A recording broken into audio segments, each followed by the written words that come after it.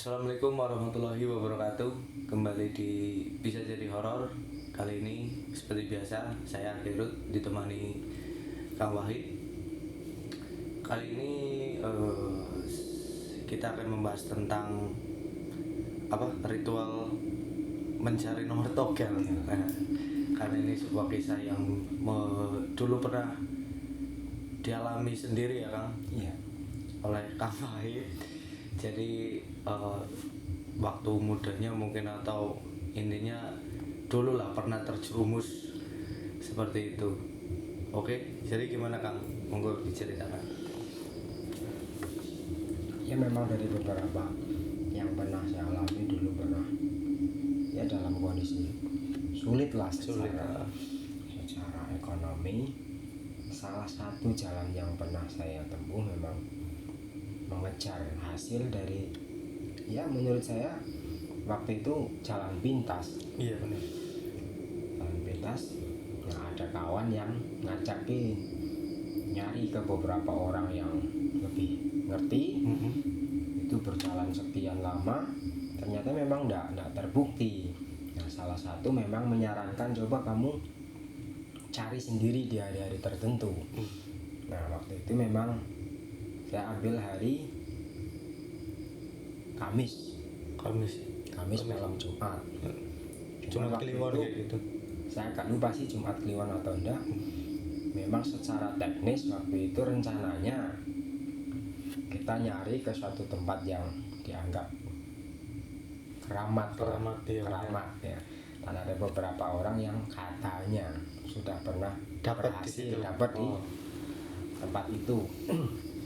Singkat cerita saya memang berangkat, ada beberapa hal yang harus disiapkan waktu itu kan.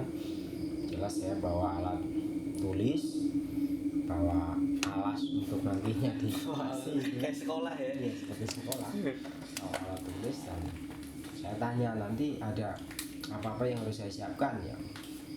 Dia bilang yang harus disiapkan memang mental berani, dan apapun yang terjadi nanti tidak boleh lari. Nah, karena kondisi sudah nekat waktu itu memang kita berangkat, jalannya agak jauh lah, melewati sawah-sawah, ada hutan, itu bukan hutan sih, kebun-kebun lah, kebun warga. Nah, begitu sampai di tempat, mungkin dia itu teman itu yang ya istilahnya permisi dulu lah, disampaikan niatannya apa di situ. Kita siapkan tempatnya semuanya, alat tulis sudah disiapkan, terus dimulailah acaranya istilahnya kan. Ritualnya dimulai Iya, dengan baca-baca. Dia yang baca-baca, saya kan hanya ngikutin. Pokoknya saya petunjuk kamu diam di sini, semua saya yang atur, dia bilang. Jadi kayak nemenin aja ya. Iya, nemenin. Jadi saya waktu itu ingat saya ngadap ke utara, dia ngadep ke selatan, jadi kan ngadap-ngadap kayak gini kan. Nah, begitu mau acara mulai, pertama memang ada semacam angin gitu loh. Saya nggak tahu apakah itu beneran memang angin atau memang apa. Saya sudah mulai, jantung ini sudah mulai berdebar lah, agak takut. Baru dia mengingatkan, sudah konsentrasi lagi gitu kan. Konsentrasi lagi, diam lagi. Dia nggak tahu baca apa lagi.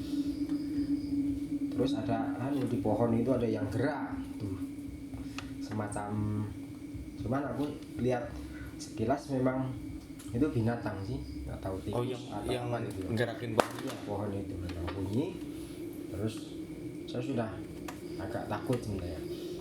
Terus sudah diam, sekali lagi kamu takut, ini bahaya, ini resikonya, karena sudah mulai, dalam bahasa dia itu sudah mulai pada kumpul, nggak tahu apanya juga kan. Ya begitu yang ketiga kalinya dia memulai, itu ada angin lagi, terus saya melihat ke sebelah utara itu kan ada rumpun, itu kan bambu ya. Bambu yang cukup lebat. Awalnya itu memang gini lah, seperti ya benda merah itu kan, seperti korek gini, dia nyala awalnya. Saya pikir wah ini sudah mulai ada jawaban gitu kan, senang itu, waktu belum ada rasa takut. Nah, kenapa dari sumber api itu lama-lama agak kayak terbakar gitu loh. Dari rumpun bambunya. Iya, rumpun bambu awalnya kecil, keluar api seperti obor itu kan. Obor kecil-kecil terus membesar.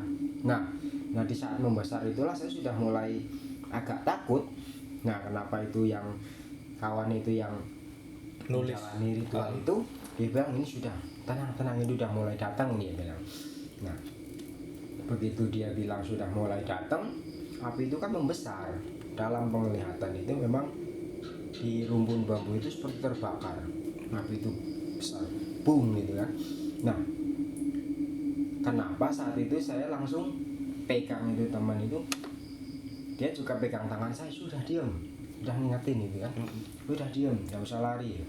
Tapi karena api itu semakin besar, saya tidak kuat. Saya pikiran saya memang sudah tebal sekali ya.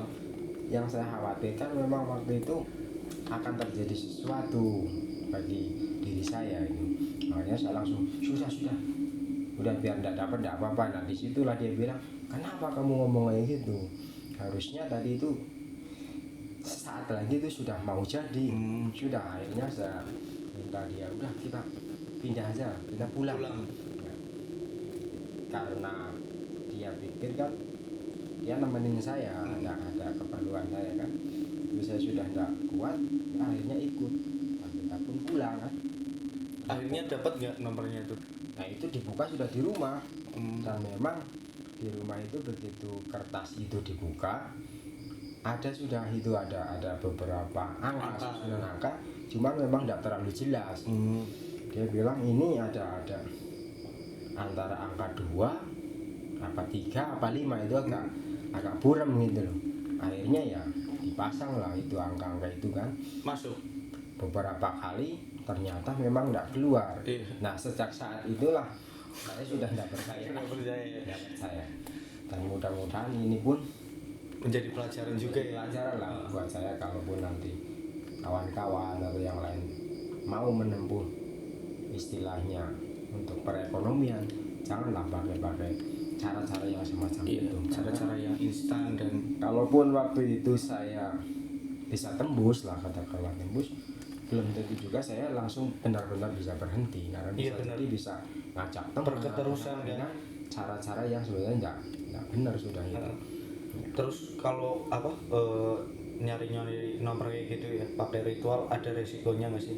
Maksudnya resikonya itu kan ini udah gaib kayak gitu kan, kita minta ke yang nggak kelihatan kayak gitu, pasti kan di sana juga minta imbalan lah kayak gitu.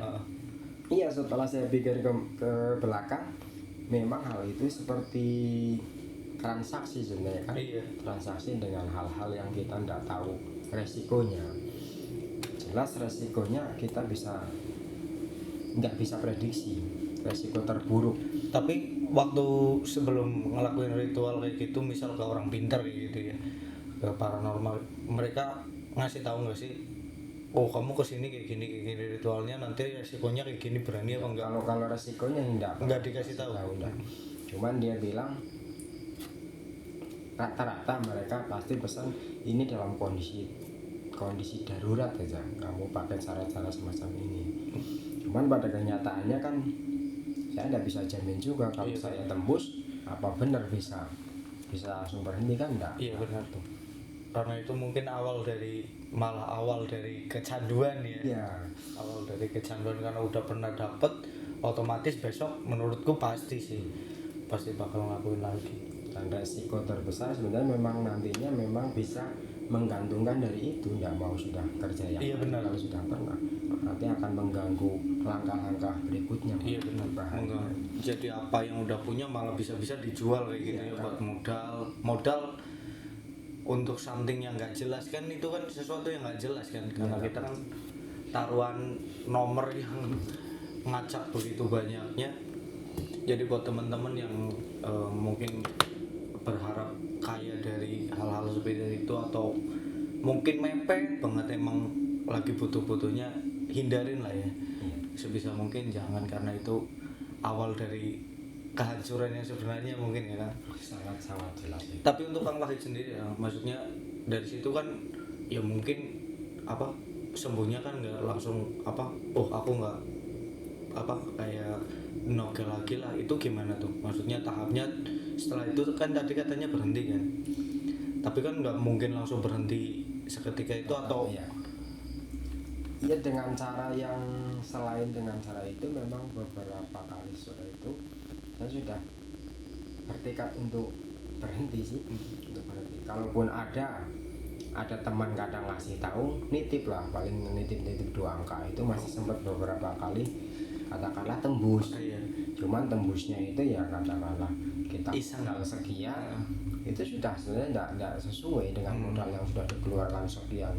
Kali pasang dapat paling 2 angka, itu pun pas yang kita pasang itu ya angkanya kecil lah, 2.000 5.000 paling segitu. Jadi tetap diperhitungkan dengan modalnya, tidak akan cukup lah. Dan kalau dihitung-hitung juga mungkin modalnya sama nanti dapatnya kan mungkin dari 10 kali kan 1 kali gitu. Iya. Dari modal ke 10 itu sama aja ya, kita nabung ya. Malah lebih banyak rugi. Nah, iya, lebih banyak rugi. Jadi lebih baik kalau yang mau dengan cara-cara itu lebih baik dibatalkan, diurungkan ya.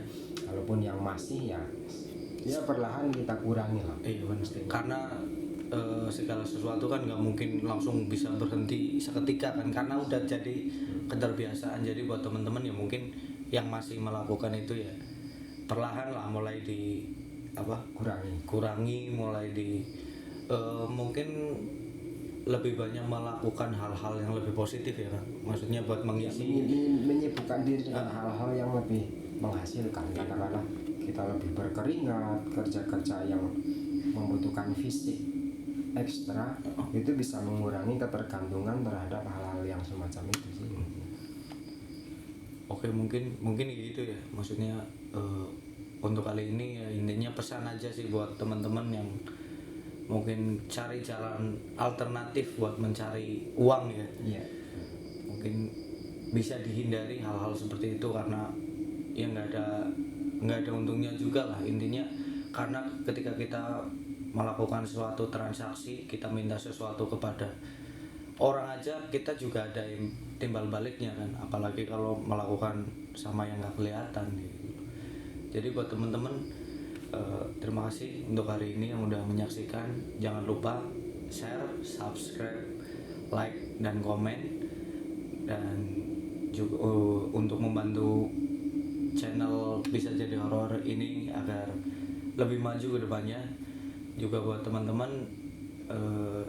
bisa kirim cerita di email yang nanti bakalan di bawah sini lah, bakal kita cantumin. Juga jangan lupa kita bakal update setiap hari Kamis, Jumat, dan Sabtu. Jadi buat teman-teman tetap nungguin kita di hari-hari itu, karena kita akan insya Allah lah kita akan konsisten upload di hari-hari itu. Oke, terima kasih. Saya Gerut dan saya undur diri. Wassalamualaikum warahmatullahi wabarakatuh.